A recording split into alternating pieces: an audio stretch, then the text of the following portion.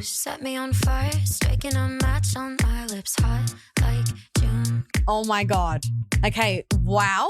The microphone is actually on. I'm sitting here. The little red light of the camera's on. Everything's going. Guys, welcome to Mad Woman, the podcast. I'm your host, Domenica Calarco. I can't wait to take you on this journey with me. Let's get started. Today's guest that we have on the podcast is someone who I've been trying to get on for many years, from back in the day when we had Sit With Us. And I finally got to sit down with my incredible Nonna Teresa, Mother Teresa, as she's lovingly called in my family. A woman who I look up to so much, a woman that's overcome adversity, has the strength of an ox, but the touch of a feather. I just don't understand how she's done it. I'm so excited that she sat down with me and we got to chat. And the chat hopefully isn't too all over the place because, like me, my Nonna likes to talk and she does kind of go off track. She is 80 years old, so please stick to it. And there are some absolute gems in this chat and I cannot wait for you to listen. So please enjoy this chat with my Nonna Teresa, who I love and adore so much. She is my rock and she's a person I look up to so much. Please enjoy this chat and I can't wait to hear your feedback on this, and enjoy. This is your first ever and probably your last ever podcast, let's be honest. I don't think you'll ever go on a podcast ever again. No, it's my first. It will be my last. I feel nervous. So we've officially got Nonna on the podcast and it's many, many years in the making because I really wanted to get you on my last podcast, Sit With Us. Yes. And remember, I called you a few times to do the holy water, the blessing. Yeah. We got you doing that. But now we officially have you sitting here on the podcast with me. Okay, so please introduce yourself. My name is Teresa and I'm your grandmother. Yeah, and you're my mum's mum, aren't you? Yes, your mother. Yes, your mother. And what's her name? Her name is Anna Maria. Yeah. And I got You got 3 children? I had 3 children. Now I got 2. Yeah. My son and my daughter. Because one son passed away, unfortunately. Yes. And your husband's passed away? Yes. Yeah, unfortunately. Yeah. So it's just you now? Just me, yes. And how old are you? I'm in the 80s. I'm 80. I'm 80 years old. I'm still going. I'm still here. Yes. The reason I really wanted to get you on the podcast, Nonna, was because every time I've ever filmed any kind of content with you or spoken about you, people are so interested in your insight and your wisdom and the amount of you just lived experience that you have and everything that you've learnt from that and how you use it in your life. So I want to go back because everyone was intrigued when I posted last year how we went back to Calabria where you were born after 69 years. Yes, that was the best. Let's go back to the year you were born. In 1944 in Calabria, Ardore Superiore. Yeah, and you were born to Dominic and Maria. To Domenico and Maria Camera. Yes, and Nonna Maria had 10 births. She birthed 10 children. Yeah, but we are only alive 4. Yes, unfortunately. 4. The other one, she lost them. It was very hard, wasn't it, back it was then? very, very hard, yeah. It was very hard for the women to nurture and, I guess... Yes, because they were not... the means are not as good as today. They didn't have much. They were a bit poor. But, I don't remember that far back because I was the youngest in the family. Yeah, you were the youngest of 4 children. Of 4 children, I'm the youngest. So I don't remember everything, but yeah. And you're the youngest girl too, aren't you? Yeah. You're the only girl. The younger and the only girl survived, yeah. Yeah. My mother lost, I think, 5. I don't know how many children she lost. Unfortunately, yeah. But 4 of us survived. So I'm the only girl left. I want to talk about life in Calabria because it was a different world.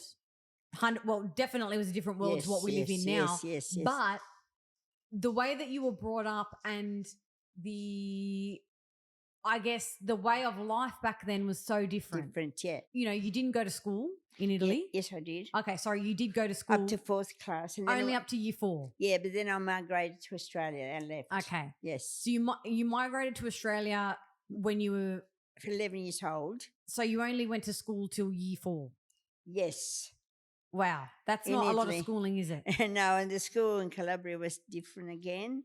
Let's talk about what a day in your life was growing up. Like you would wake up. What was the first thing you did in the morning?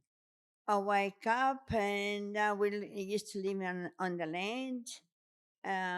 We have whatever we got in the house to eat and we get on with our days. So I used to go to school, walk back, have my friends, play with the dolls when I was younger.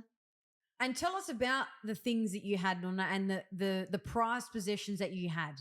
I remember you telling a story about, you only had one good pair of shoes for when you went to church. Oh, yes, we didn't have much them days. Then my father was migrated to Australia and he sent me a pair of shoes which I would treasure a lot. And some material, remember, was red. And my mother had it made by the dressmaker.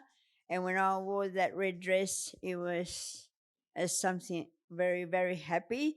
And the first time I wore that dress, I went to the Madonna da Gruta in Bombili. Yeah, which we went and And saw last year. when I wore that dress, a red dress, I couldn't walk straight because I have to look at myself. It's how happy I was with that new dress. Aw, that's And beautiful. I used to look behind me everywhere. I just want to look. I was so proud to have that dress. Wow. So that you really treasured that.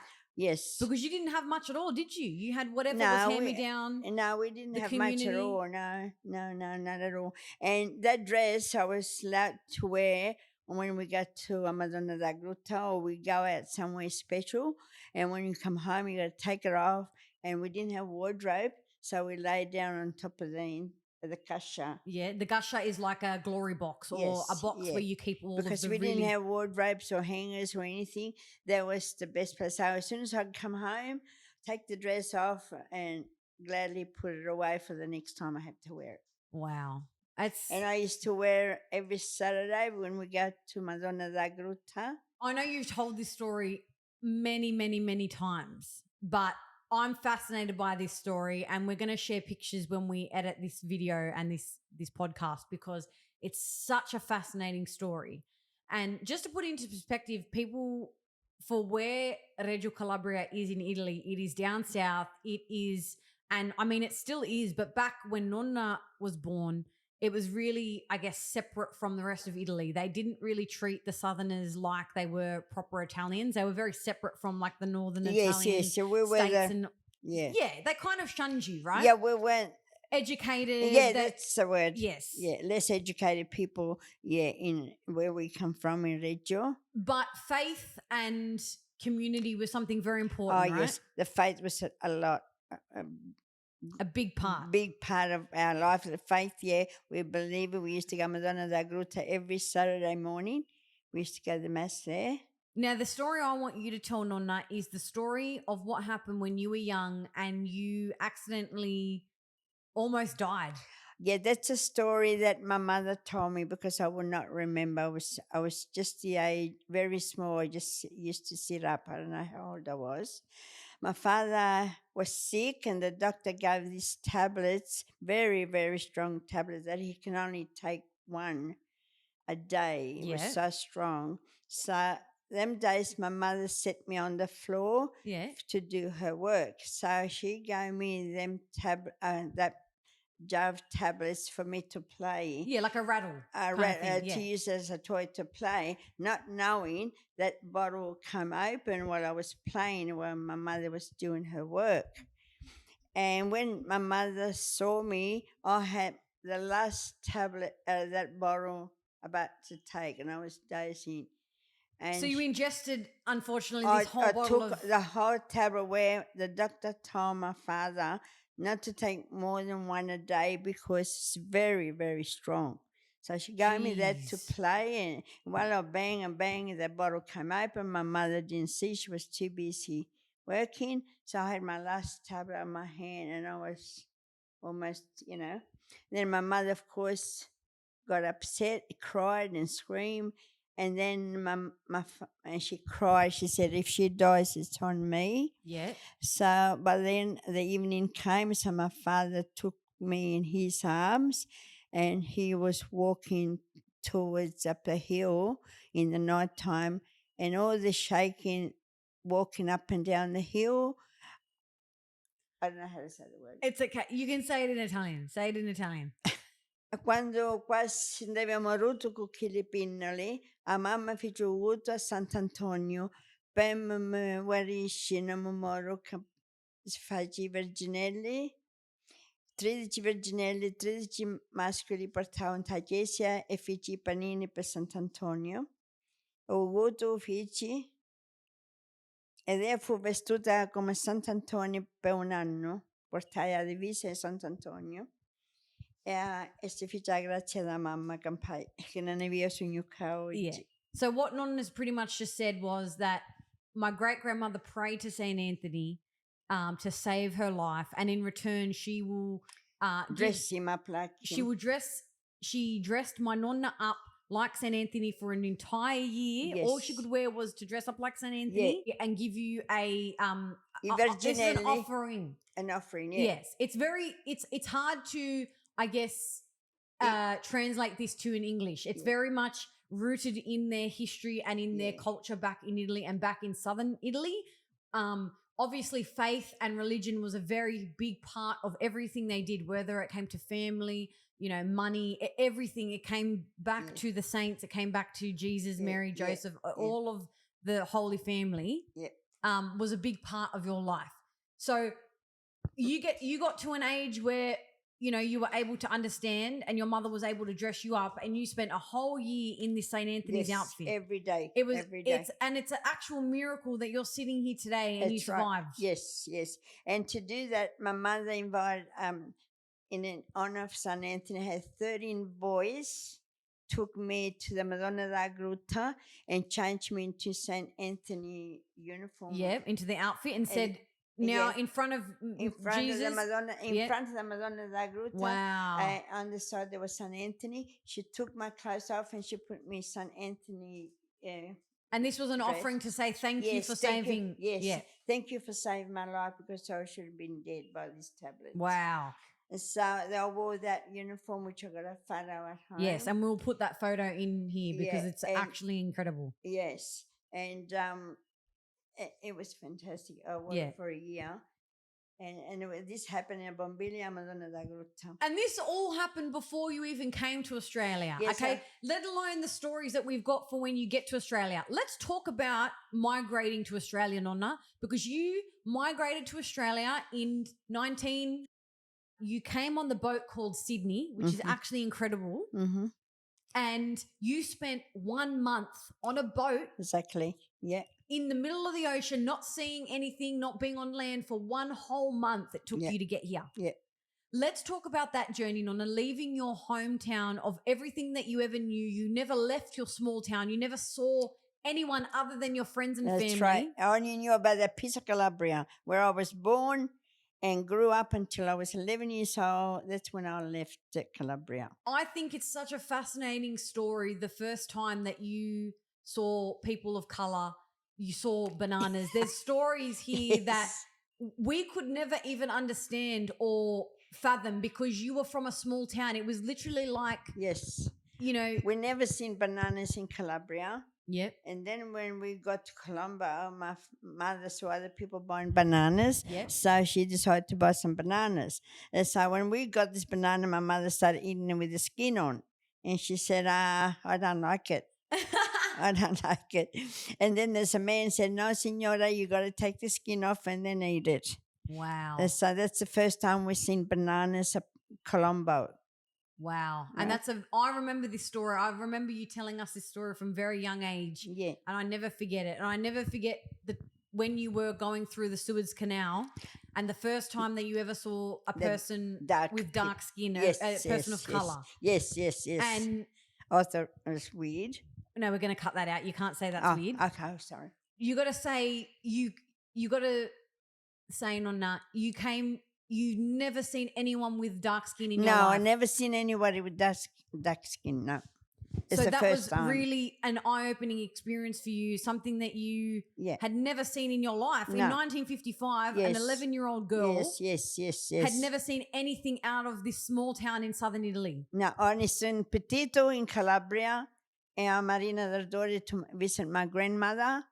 So seeing people of different nationalities, different skin That colors, was new for me. That was new. it would have blown your mind, Nonna. Yes, yes, Let alone spending a month on a boat. yes. Like, let's be honest, that's wild, Nonna. Yeah. The second you landed in Sydney, where did you land? Do you remember? We landed at Secular Key. Wow. On Secular Key we landed, and my father and my brothers were there waiting for us with the truck to come home.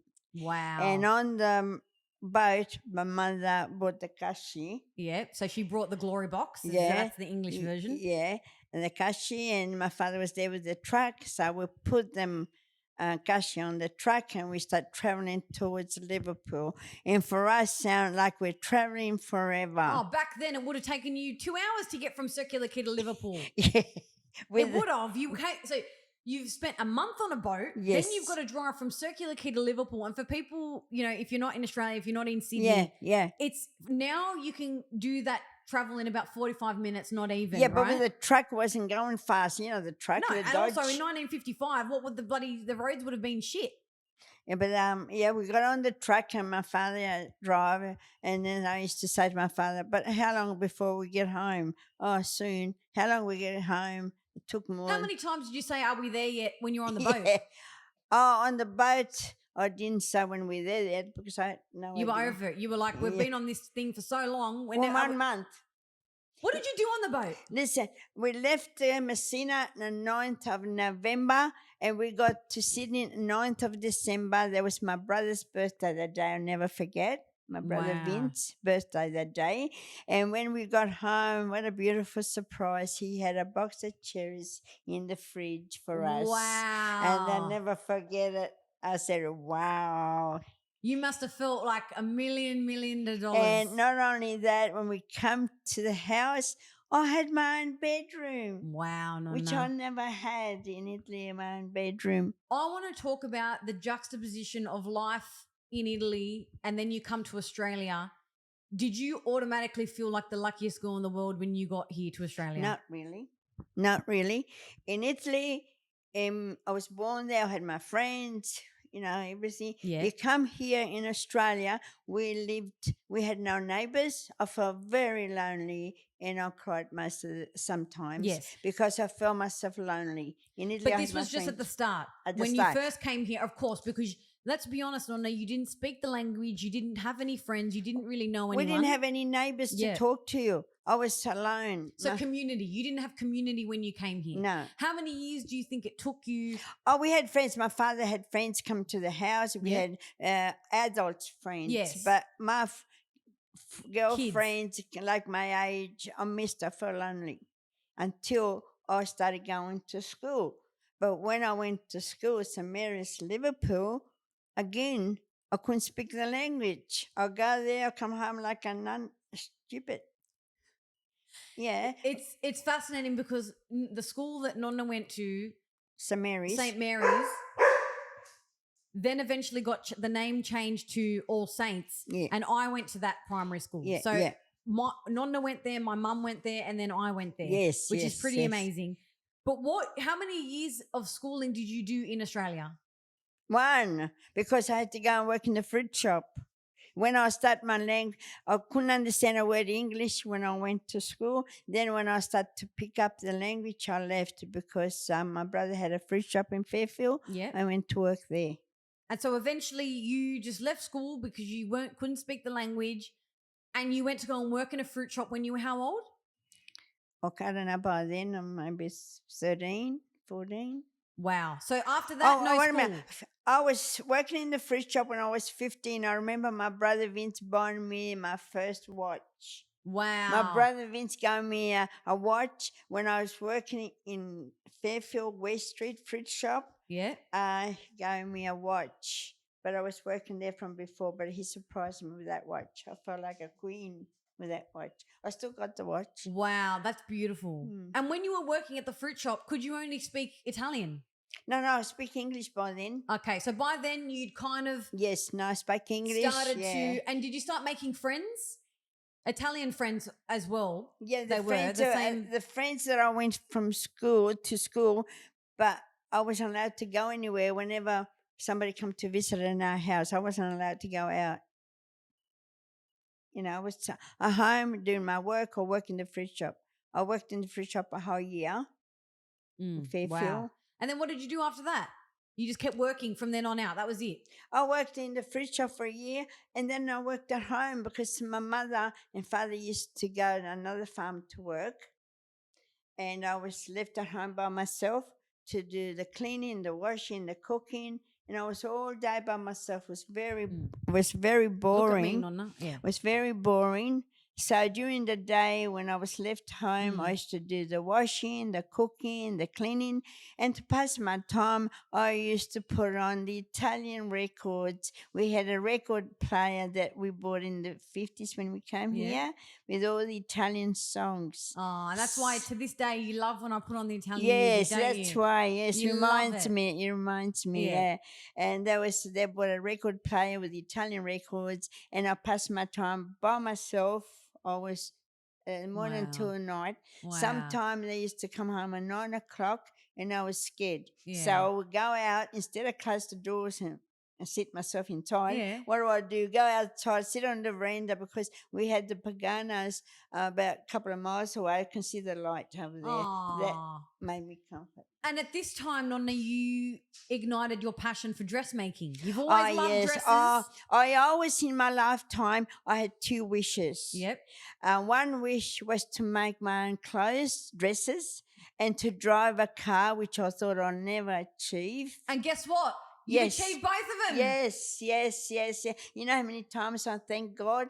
That was my wish from a young girl. Wow. Yeah. From a young girl, my wish was to make my own dresses and to be able to, here in Australia, to be able to drive a car. But I only was dreaming about it. I didn't think it would ever happen, but it did. And how lucky are you to be in Australia that you got to achieve these goals? Very lucky, very lucky. Because you had the security Yes, and yes. the lot. Like Yeah.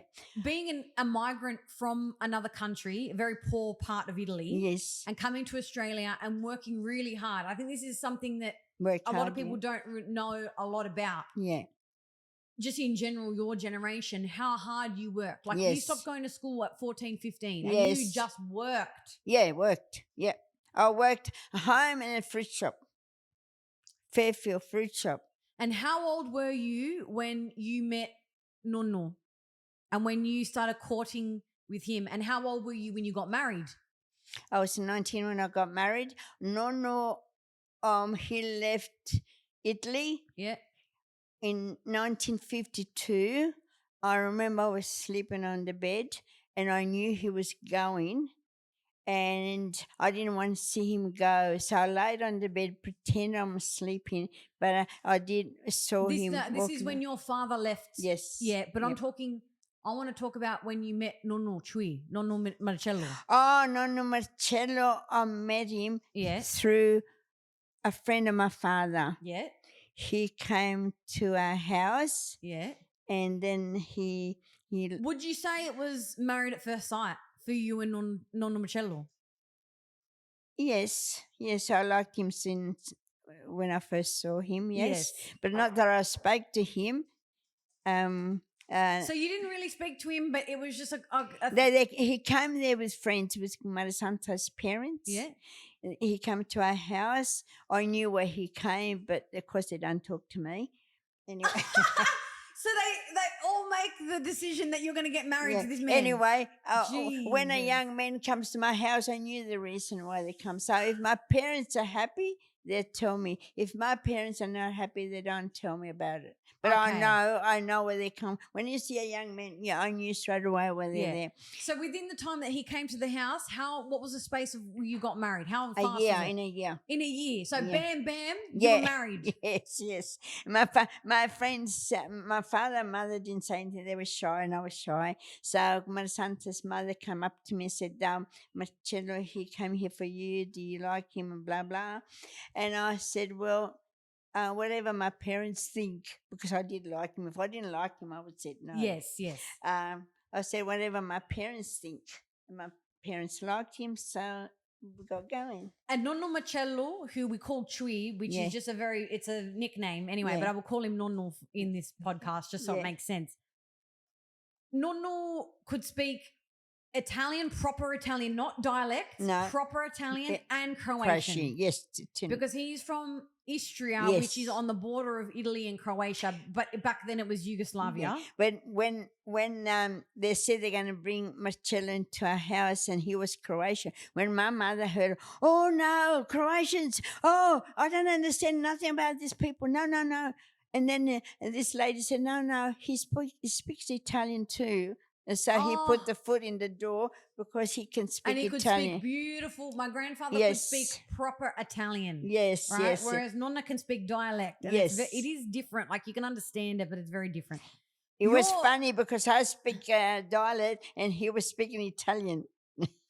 I wish Nonna was here to tell his life story because his life story is beyond fascinating. Yes. And it really does, I guess, put into perspective what happened to him in his life. It's and very why sad. It is very sad, but it's also one of hope and one of love, his story. Now, you got married very young. You were 19. You had mum at 21? Probably, I can't remember the age. Yeah, you can't remember now. So much has happened in your life. At what age did you have all three children when you found out that Nonna had a mental illness? Or was it prior to you having children? I already had the kids when Troy got sick. I already had the kids. Yes. I didn't want any more after I found out he was sick. I didn't want to have any more. Otherwise, my wish was to have 4. Okay. Now, it's a very long story to go into Nonna's mental health, but to put it into perspective, when you had children, that was a trigger for, I guess, a lot of the traumas that he had gone through in his upbringing in terms of being around the German soldiers and seeing a lot of trauma when it came to the war, leaving his mother when he was 19. He didn't even say goodbye to his mother because he wasn't allowed to tell anybody when he left. It's a very sad story because his family couldn't know that he left because that would put him in danger. Yes. It's a very, very sad story. And he was diagnosed in, you would say, the 60s. Very early 60s with schizophrenia. Now, being diagnosed with schizophrenia back in 1960s is a very different diagnosis than what you can get now. He had electrotherapy. He was put on very different medications than what you can get now. He had electric shock treatment. He had electric shock treatment bad, right? Now, and then he was on medication after that. Schizophrenia can happen many ways. It can be triggered by a specific trauma, which in Nonna's case was. There's very different ranges of how you can come into schizophrenia. Now, being diagnosed with a mental illness back in those times, the 60s, 70s, it was very frowned upon, like even worse than it is now. Like I can't even begin to imagine. Especially me, a Calabrian, not knowing anything about this. I used to take everything serious until the doctor opened my eyes and said he's got a problem. And then I have very memories of my grandfather and him being the most loving human you would ever imagine. But I do remember him having talking to himself and it wasn't all the time. It was in sometimes, he would hear voices or whatever that be. No, he had fear. He had fear. And it all came down to fear, didn't it? It had fear that someone was going to take the children. Yes. That someone was going to take, it all came down to the trauma that he had gone through and he never got the correct treatment that he needed. Yeah, until later in life. Now, his fear was his kids. He always had in his mind that somebody would hurt the kids. Yes. That was his trauma. Yes, which is very, very sad when you think about it. He loved the kids to death.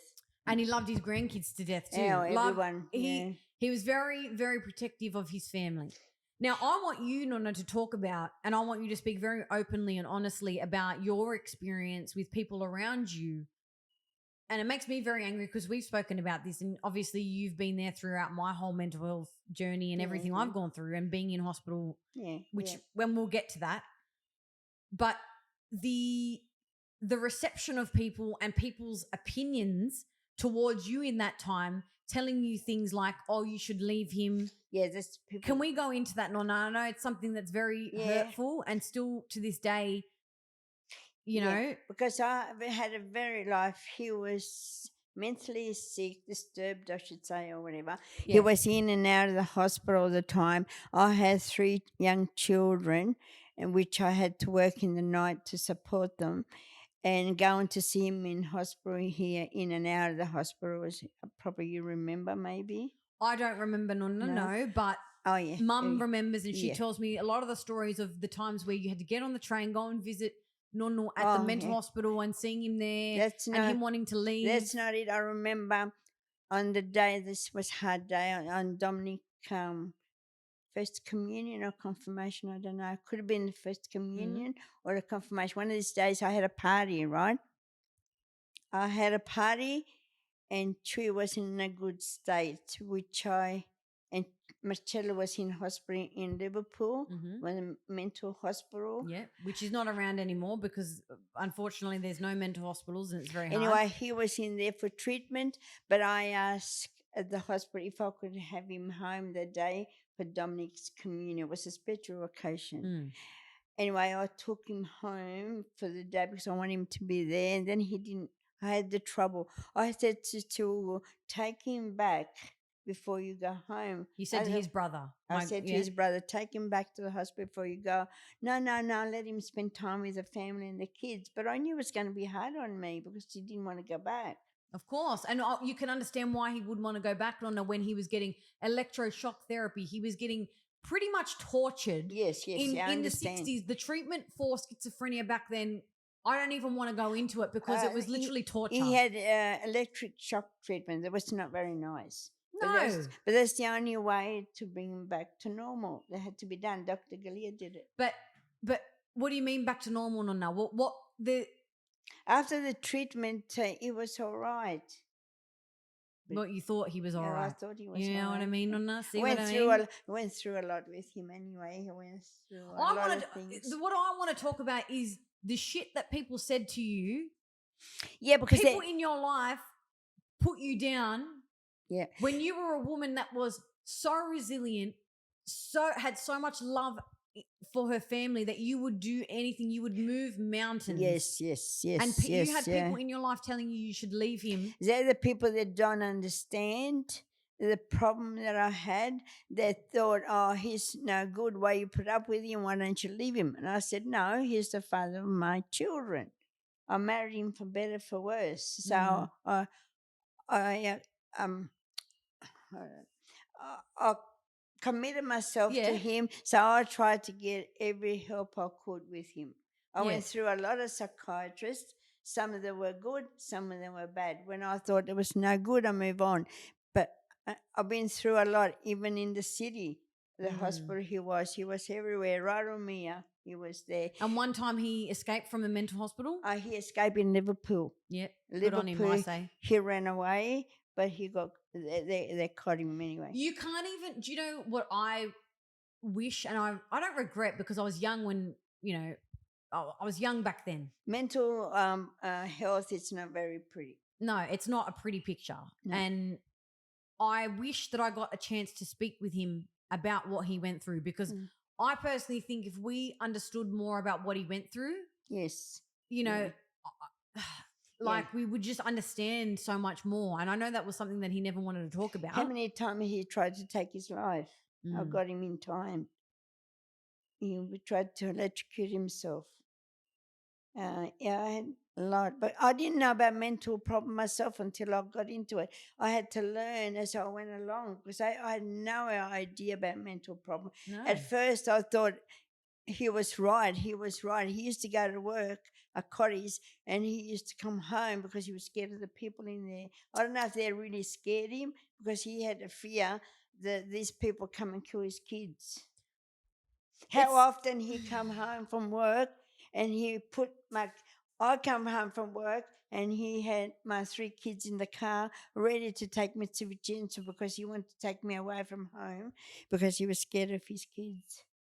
He was his mental. It was the trauma from what he had gone through, and that's it's sad. It was sad. It's sad, but it's also very understandable. And I think back then the treatment that he would have received would have been electric shock treatment. It was terrible, very nice. And the drugs that they would have put him on would have just literally zonked him out. Yeah, not just made him literally like a zombie.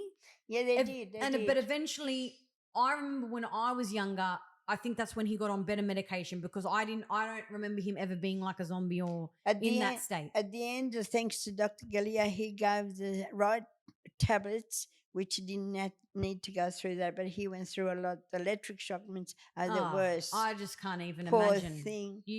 And they still do electrotherapy. They still do the shock therapy in very different ways. And apparently it does work, but I would You know what happened? There's a lot of difference between the 60s and now 2025. Dominica, you know what happened when they give shock treatment? They make them forget everything. Because they did the shock treatment. I went to the hospital. He didn't know anyone then. Oh, that's disgusting. And he didn't know. And I cried to the specialist. I said, look what you did to my husband now. He doesn't even know his kids. He doesn't know me. Blah, blah, blah. And he said, yes, because we had to do this. But he said in 10 days, he'll be back to normal, which he was. That is terrible. Yeah, made him, he forgot everything, the good and the bad. So the good came back, but the bad didn't come back. That's what the doctor told me.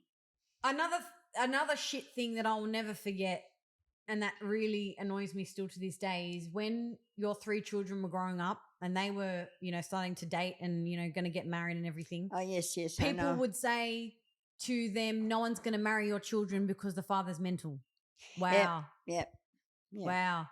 But that didn't bother me because I knew that wouldn't happen. Whatever the father's problem was, nothing to do with the kids. And also, you wouldn't want to be with people who were going to judge you because of a mental illness. You don't want to be around those kind of people. Yeah, but people put their two bobs in. Yeah. They put and that let's in just your say head. the person that said that has got their karma 20-folds. But I'm not going to say no one knows anything. I'm just all I'm saying is yes, I know. It's amazing because I know obviously this is our personal life and I know the people that said this. Yeah. But it's fascinating to me and also it means karma is real. Yeah. Now let's talk about last year on a 2024, which is only a few days ago technically. Yeah. When I said to you that I wasn't coping and I ended up in the hospital, I remember you came and visited me. Yes. And I remember Mum saying to me that you were very nervous to come and see me because it brought back a lot of memories of when Chui was in hospital. Yes, it's true. When you came to see me in the hospital, when you saw the environment that it was and you saw that it wasn't clinical and it wasn't like the hospital, how did you feel? I felt relieved to see you not in that atmosphere that Chui was in because when Chui was in the hospital, it was a horrible scene because when you walk in that place, they look like mental.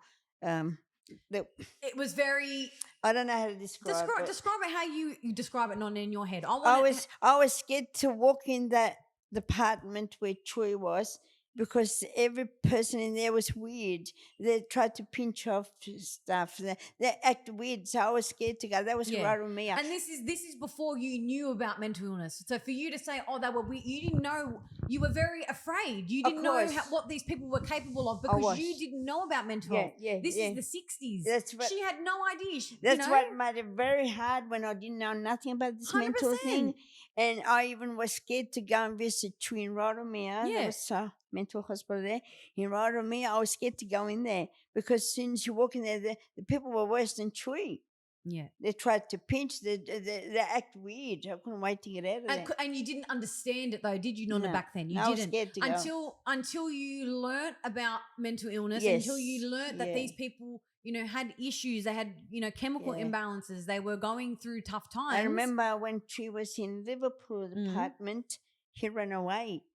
And he ran because the severity took me there and he ran away when he saw me going. He ran into the car and pushed the severity to drive off. But the severity didn't drive off. He wasn't allowed to. But it didn't take long for the people in the hospital knew that he ran away. They went looking for him. They got him back. It was sad. That's very sad, isn't it? It's very, very sad time it was. I'm just going to quickly, babe, can you put that rice in the fridge for me? Thank you, darling. So it was scary for you to see to come and visit me in the hospital because you had these memories of just cover it for me, doll, with plastic. Thank you, darling. you had these memories and traumas of what you remembered. Yeah, I thought I would see the same at your Yeah. place, but it wasn't the same. Yeah. It was, And then you were relieved that Yes. you saw me. I was getting the help I yes, needed. yes. That to me, when I come to see you, it looked like a normal hospital. Yeah. But when you went to see Chewy, especially in Rotomia, you can see the mentality of other patients. And so that traumatized you. Of It's easy course. to say that traumatized It does you. because Marcello is in there with the people worse than him. Yeah. And that's didn't. And I don't think the nursing and I guess the level of care would be at the level of what we are now because we know so much more about Yes, mental illness, don't probably, we? Back then, they treated people like they were scareful, like not. Yeah. They treated them like they were Yeah, weird. yes, They did. That was how they treated Well, them. that's why they did the. I think the shock treatment for Tree. It was cruel. 100% it was cruel. It was cruel. He didn't, and let's be honest, he didn't admit himself to that, did he? He didn't want the treatment. He wasn't No. actively saying, No, I know. I want you to electroshock my brain. But the doctor said it was necessary because with this shock treatment, he when he wake up, he forgotten the good and the bad. Gee, and then that's terrible. I'm sorry. And then the doctor said now he will forget about the bad and he'll remember the good. Well, thank God it did work like that. So it wasn't nice for him to do that shock treatment. No, it was definitely not. It's wild, Nonna, when you think back to your 80 years and the things that you've gone through and the pure resilience that you've strong. Yeah, God gave me the strength to get through everything. Apart from you lost your son to leukemia after you lost your husband. So first you lose your husband, then you lose your son, which is worse. Which is something you will never get over. No. I know you always talk about it more. Yeah, you never get over when you lose a son or a daughter or any of your kids. And the resilience that you showed not only throughout the care of Uncle Frank, the resilience that you've shown after that as well. Like you still got in your car, you still drove your car, you didn't let it get you down. You have your days where you cry and you have your days where you always miss. It wasn't easy. No, but the resilience that you shown on that is like a different breed. Like I don't even know how to describe it. It's what I'm saying this. Yeah. You get God to help you through things. I believe in that. Yeah. I could not done it without God's help. I always ask God to help me, give me strength, whatever is coming to me. And up to today, He did that. Yeah. And I thank God every day. I believe He's the one who helped me through. Otherwise, I couldn't make it. That's great that you have your faith, Nonna, and that works for you. We love that. Now, we've gotten into the nitty gritty shit, right? But now I want to ask some fun questions, and I want to get your advice about things, Nonna, because let's be honest. Yeah. I've gone through it. I've done a fake TV marriage. Yes. I've had a real marriage. Yes. And I went on a TV show. What did you think about that? It was not easy. Not easy what you did either. No. How did you do it and get me out of here? She always talks about this celebrity. I don't know how she did in that jungle.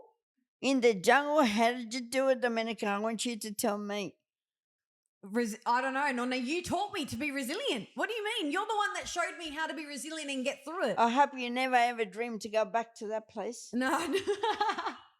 What about I felt so sad to see that she had to eat all this yucky stuff in there, and you got to wait for the food to come before you have your meal. You got to earn your points. I tell you what, I was thinking about you because I was thinking, geez, if Nonna sees the amount of food that they're giving me, she's going to be real pissed off. Yeah, about this. I saw on the TV. Yeah. What about when I did maths? What was your reaction? What did you think then? Because I think it's still wild to you. We were at the beach yesterday, and a lady started talking to me, and you were like, do you know her? She knows from the TV. Yes. She knows from the TV. So is it weird and wild that people recognize your granddaughter and even ask? There's a man that works at the club that Nonna goes to. Yeah, he wants to meet you. Yeah, because he remembers you from the TV. Yeah. He remembers you. Oh. She remembers you. He saw you on TV. I said, one day I'll take you in. Wow. And what club is this? Liverpool? Liverpool club. Come one day. Yeah. You go there for a feed. I hope he gives you free drinks. Yes, you get free drinks It there. gives you a free Coke? With the you get the drinks when you go there. Oh, good. Yeah. I'm glad he takes care of you. You got to Nonna. come one day. I got to come one day. Now, Nonna, people, you obviously had a marriage for how many years? How long were you married? I don't know, from a 64 to now. You've been married a long time. Yeah. You had a beautiful relationship, and you Yes. went through ups and downs. You A are lot. the actual like cornerstone of what marriage should be. You're there through, the good and the bad, and you stay, even though. And you said this to me the other day while we were having dinner, as you said this to Jared and I, that you're not always going to be in love, but you have to be together. Yes. Can you? I believe that marriage should be, when you marry someone, you marry for better and for worse. And Yep. whatever comes along, you got to bear. And that's what I believed in. That's why, a lot of people, when Chewy was sick, Yep. I had a heart with him because of his illness. A lot of people come to me and said, "Oh, why don't you leave him?" I said, what if it was the other way around? Do I want him to leave me? Yeah. I said, when you get married, you marry for better and for worse. Yeah. And the love is there. What I call that love. I'm married him for love, and I will never leave him. Yeah. You know what I mean? It's a lifetime commitment, and you got to take the good and the bad. That's my opinion, and that's how I was brought up. And what's your best advice? But I did love Chewy. Of course you did. Yes. Yeah. What is your advice to me for my future? What if you could give any advice right now? What I always said to you, if you love a person, you stick by it for better and for worse. And nothing better than a family if you can have a family. It's to me, a family without a family, how would I say? I don't know. Say however you want. For me, if I didn't have my kids, I would have had nothing today. Yeah. My husband's gone, I would be lonely. But look how beautiful it is. I had my 3 kids. Now I've got you, I've got my grandchildren. You got a great great grandchild. Look how many, and that's my life. I live for this. If I I didn't have this life, if I didn't have this family, what would I live for? Now I've got something to look forward to. That's beautiful. And we love being around you because you give us so much. It's not, it's a pleasure. It's life when you see your grandchildren. You take the good and the bad, I think when I think of my Nonna and I think of you, I just think you are the true definition of life is beautiful. Life is beautiful. It's how you make it too. But when you are the epitome of you've chosen to be a creator and not a victim, Nonna, because the way life unfolded for you, leaving Italy when you were 11 years old, coming to a country where you did not speak the language, you didn't know anyone. You finished school, going to school at 14, you worked, then you were married at 19, you had children young, then, you had a beautiful family, but unfortunately your husband had severe mental illness. You worked 2 jobs at night to, support your family. Yes. Then, you support your children, your 3 beautiful children get married. Then I never ask a penny to anybody. No. And then your son is, diagnosed with leukemia. And for years and years, you see your son go through pain and suffering and hardship. And I was by his side the most. You never left his side. You never left your husband's side. And yet you never are a victim. You never complain. You never blame and say, oh, life is shit. In no moment did you ever put blame on anyone else. No, you just said... No. That's my life destiny, and that's how I took it as a life destiny. Even your mother said this the other day to me. She remember how much I worked in my younger, the kids. I worked day, I worked night. And your mother said to me the other day, Mum, you work so hard night and day, and you never complain. I never, ever complain that I have to do this. See? And I just think that is the ultimate. That's the love. That's love. That is love. That's how I did this for my kids. My kids, what I would have done. What else is love than that? And I'm sorry. You can see all this bullshit. You can watch and that's all what I these say. movies. When there's love, there's everything. If there's no love, there's nothing there. But that's what I'm saying, Nonna. We watch all these bullshit movies about love and or you see all on Instagram. I mean, you don't see it because you don't have Instagram. But you see all this bullshit, buying roses and doing all of that. That's not love. No. Love is being. It's a show. That's a show. That's not real love. Love is how you treat each other, how love comes from your heart. As I say, it loves from your heart. And I do everything with love. Is there a And the part of family is number one for me. I Yeah. live for my family. If I didn't have my family, my kids, and my grandchildren, what do I live for?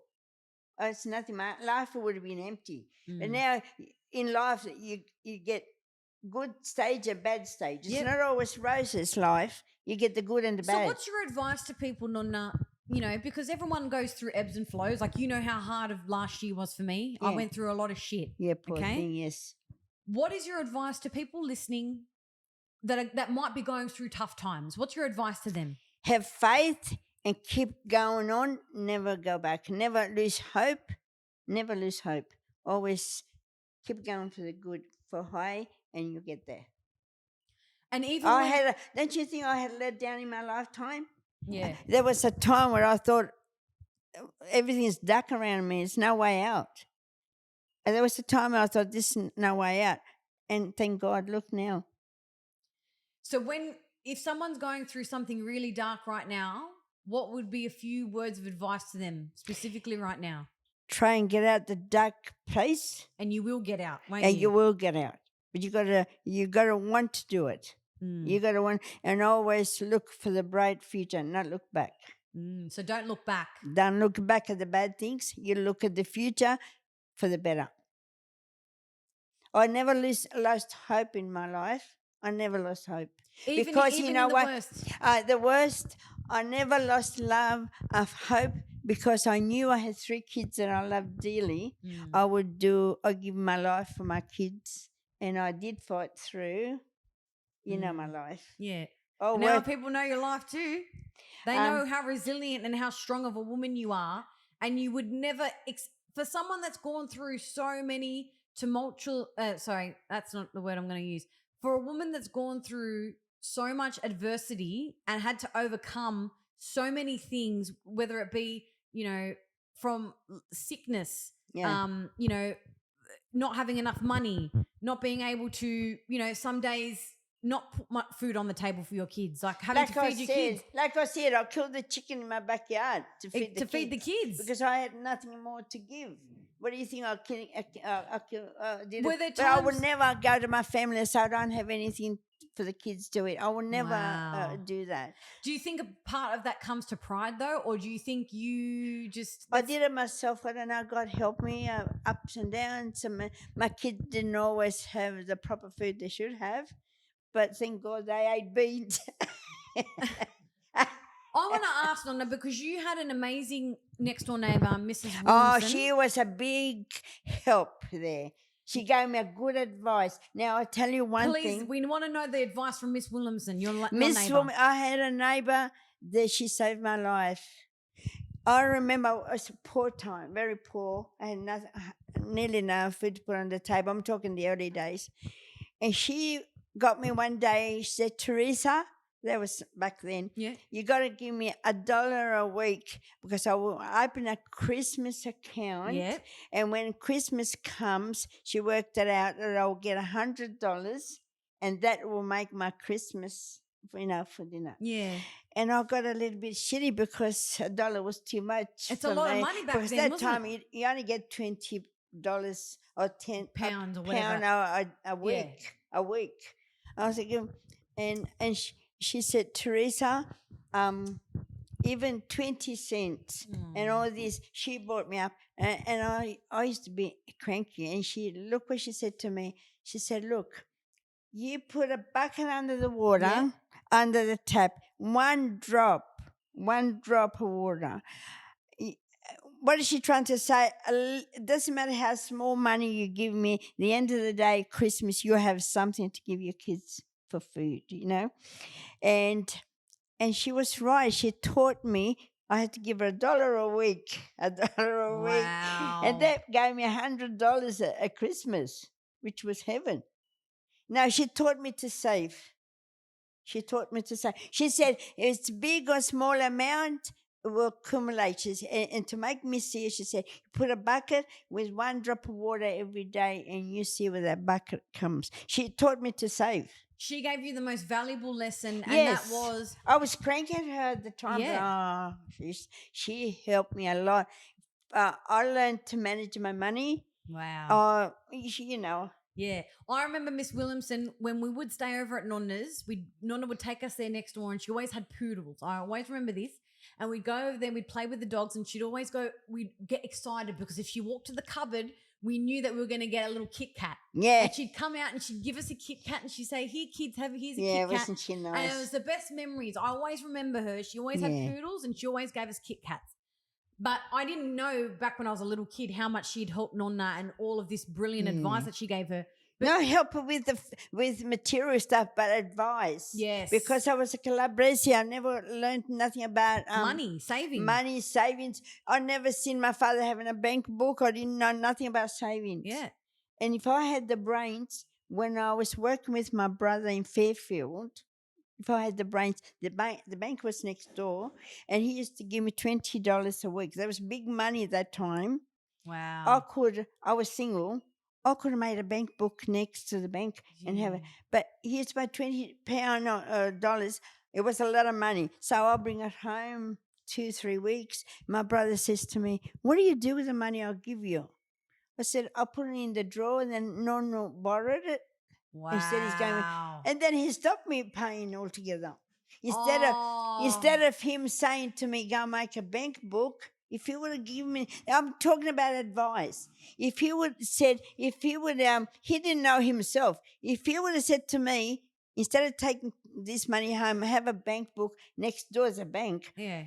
I could have bought my house. Wow. Cash. But you know what, Nonna? That's the true definition of you live and you learn, isn't it? Yeah, you live and learn. I mean? Yeah. And you don't regret that. It's like you learnt lessons. That's a lesson. It's a lesson. Yeah. But Miss Fulmerson taught me. He won $1 a week, and by Christmas I have $100. They taught me to save.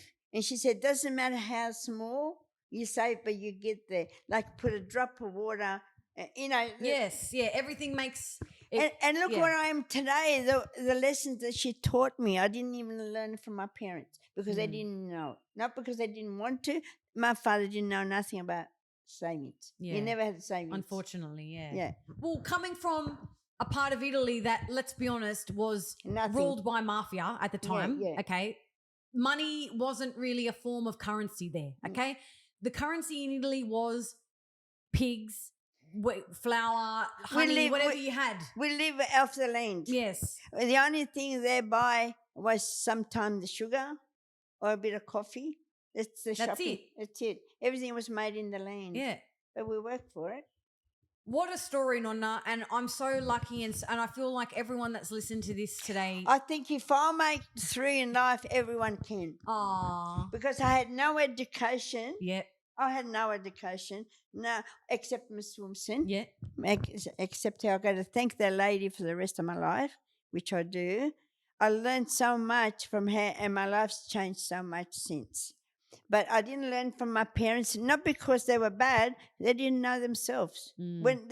If they don't know, you can't teach others. Exactly. You understand? Well, I think, Nonna, you are a true testament to being resilient, not giving up. Because even my own family didn't believe me. I bought my house, and then I did the veranda at the back. I gladed the house. Yeah.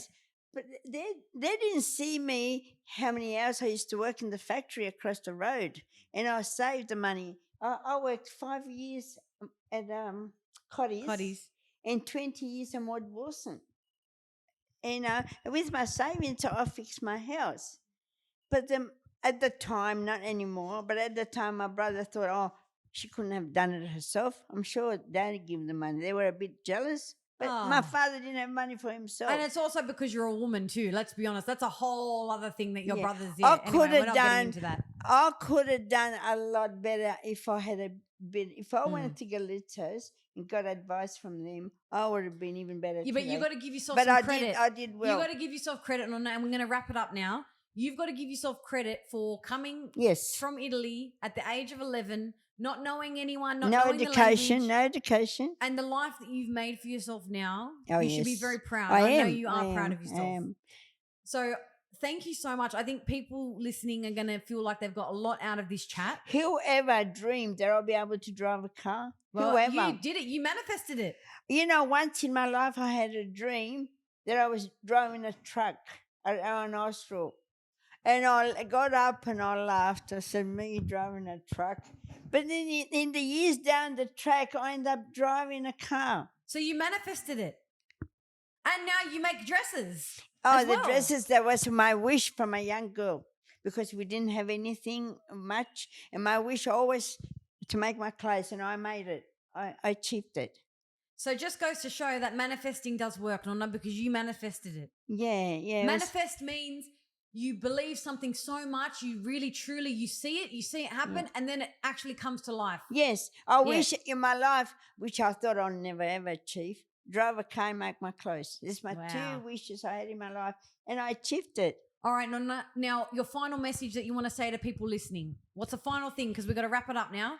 The final thing is don't lose hope, and if you try hard, you get what you wish. Oh, that's beautiful, Nonna. Thank you Try so much. hard, yep. Thank you for coming on the podcast today. Thank you. I hope I made people happy by my story.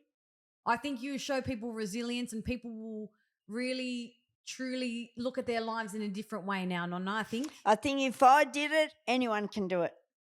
Oh. Because I had no education in my life. I had to live in life experience, not for... What's an Italian saying you can end the podcast on? What's a beautiful saying you can say? I can't think at this minute. I've put her on the spot. Life is beautiful. Life is beautiful. La vita è bella. La vita è bellissima. That's it. If you make it bellissima. Yeah. You gotta, and whatever you wish for, go for it and it'll come. I love that, Nonna. Thank you so much. Thank you, Dominica, for having me. Oh. Love you. All right, guys, we've come to the end of the episode. I really hope you enjoyed this chat just as much as I enjoyed recording it, sitting down with my Nonna. I think this is something that I'm going to cherish for the rest of my life and listen back to multiple times over the year. I mean, this is just the start of 2025, but I know I'm going to be listening to this for years to come. Thank you so much for listening to this episode of Mad Woman, the podcast. Make sure you follow, rate the podcast. Let me know your feedback on how you enjoyed this episode, and I will catch you in next week's episode. Bye, guys.